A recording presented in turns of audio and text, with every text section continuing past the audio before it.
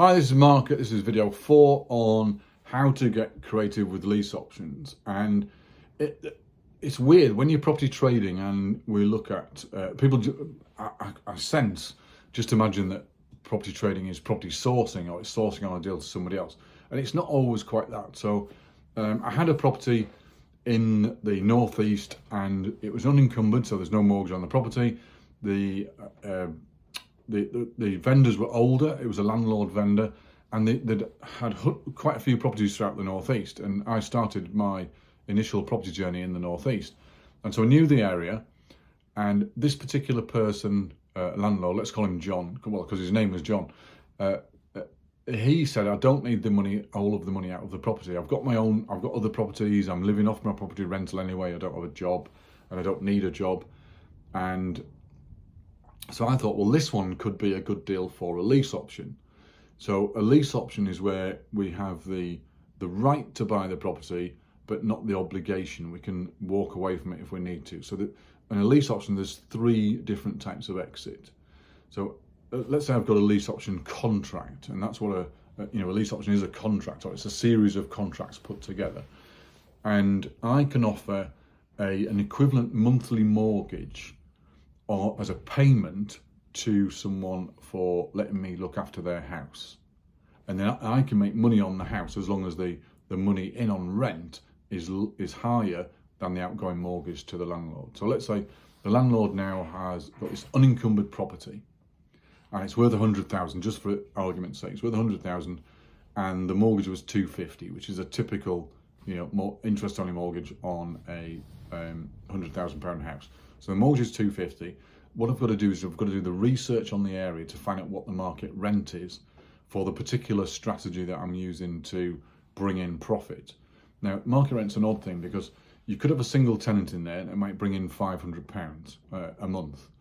You could multi-let the property if it's big enough. So if it's got 5 rentable spaces in it, you could multi-let the property to bring in more rent, and that could be £350, £400 per room if the property is big enough. You could service accommodation the property, or SA the property. It's commonly called SA.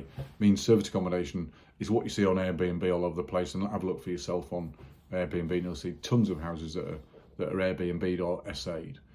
Now that brings in what's called a night rate, or a per person night rate, PPN, per person night rate, well, whatever it stands for anyway. So a per person night rate. Now that could be a lot more. That could be more income as long as it's allowed on the mortgage, because don't forget we might have an existing mortgage we have to stick by the rules to. But it could bring in more than a singlet and more than a HMO in income. And if we're using this property as a money box, as a profit generating centre, let's say, then we want to do whatever we can to bring in the most amount of money, bearing in mind your skill. So if you haven't managed a HMO before, don't turn it into a HMO. If you haven't managed an SA before, then if this is your first one, then go careful, start slowly, start easy, get your processes in place before you rent out all the rooms. It's good practice to rent out one room, get it tickety-boo, get all of your processes in place before you rent out the whole house. So it's good practice to do that. So let's say we've got a mortgage payment of 250 and we've got a house worth 100,000, which has got a small mortgage on it, and the landlord wants out but doesn't need the equity, doesn't need the money to move on to whatever else. He just wants rid of the responsibility of the property. I could offer a 5-year contract, a lease option contract, and pay him an amount that covers the mortgage. So let's say 250, because that's what the mortgage is. So I could cover his mortgage for £250 a month, and then look after the house, let's say for a period of 5 years. Now, what's the advantage there to the landlord? Well, if it's a tired landlord and they just want out, that might be acceptable, but most don't. Most would want something on top of the mortgage to make a little bit of profit themselves. So you might offer something like 300 or 350 or something like that, or even market rent, which is 500. Now, if you offer anything more than the 250, you've got to think of, how am I bringing profit into my business? So if you offer the landlord 500 then you've got to think of a way that rents out, that brings in more money than the 500 that you've got to pay the landlord. So that's where we'd have to HMO it, because if a single let rent is 500 in the area and you're paying the landlord 500, then you're making no money, so there's no profit in there. So we'd choose a deal that works. If you agreed 250 and then you put a single let tenant in and you brought in 500 and you're making the 250, fantastic. That's the easiest one to do.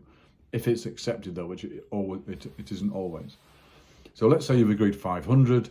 Now, how can we make the house cash flow more than 500? Well, as I said earlier, a multi-let, so you can put multiple, rent the property room by room, if it's big enough, of course, and that brings in more rent. So let's say if you're bringing in 1,500 and you're paying the landlord 500, you're making £1,000 a month on a property that you didn't buy. So there's no deposit to come up with. There's no credit checks or mortgage applications to do.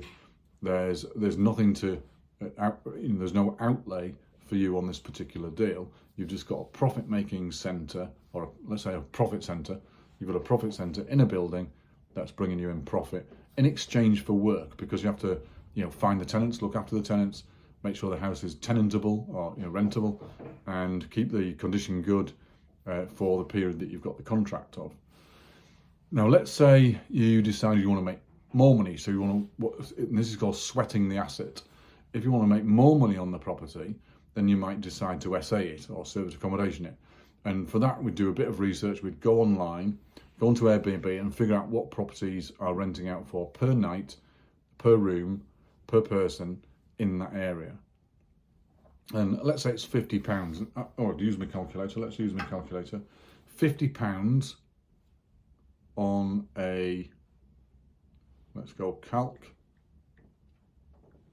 Right, £50 per night. And let's say it's a 3-room house, so we've got 4 rooms, because we can rent out the dining room as well. So we've got 4 rooms. £50 times 200 is, right, £50 times 200. Why am I doing £50 times 200? I'm not doing £50 times 4 rooms is 200. And then we times that by the number of nights in a year. So times 365. So that's £73,000 in income, and we're paying out £250 a month in rent to the landlord or payment to the landlord. Now, £73,000 is the maximum you can possibly bring in at 100% occupancy, having all the rooms rented all of the year round. We wouldn't get that at all. So if we divide it by 2, just to get 50% occupancy, because you might achieve 50% occupancy if your adverts are good and your property's nice and you treat your clients well, not in the first 2 minutes, but over time.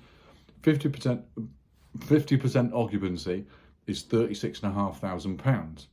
Now that's doable, that's achievable in a property. As I say, if you've got your processes in place, your advertising is good, you're on all of the right channels and all of the right websites, and you're advertising well, 50% occupancy is pretty good. That's £36,500 in a property that you didn't buy, you didn't have a mortgage application, you didn't have any credit checks, you've agreed a deal with the landlord for a period of 5 years. That's times 5 is £182,000 in a property that you didn't have to buy. And that's why these deals are done, and that's why they're useful for a trader. Now, that's gross profit, don't forget. That's before tax, and it's before work and cost of doing business. Now, cost of doing business in an SA unit will be laundry and cleaning and towels and sheets, and there's all sorts of costs involved in running a business, any business. But you've got to be aware that's the gross amount, and that's gross 50% occupancy, so it's achievable. And so you're making money out of a property that you didn't buy. So you don't need the mass chunks of money, you don't need the massive deposit, you don't need all of that stuff in place to buy, because that's an investment strategy. This is a trading strategy. Anyone can buy a house. There aren't any courses and books on buying houses, really, because anyone can buy a house. You go view a house, and if you've got the deposit, you buy it, and then do the work and then sell it, or you renovate it, or live in it, or whatever you do. But this is trading property. This is trading deals for profit, using property as the medium to do it. So that's what we're interested in today. So my name is Mark. I'll see you on video 5, which is how to dress a property for a retail sale, so you can get the maximum value, profit, money out of your chosen deal. So my name is Mark. See you soon.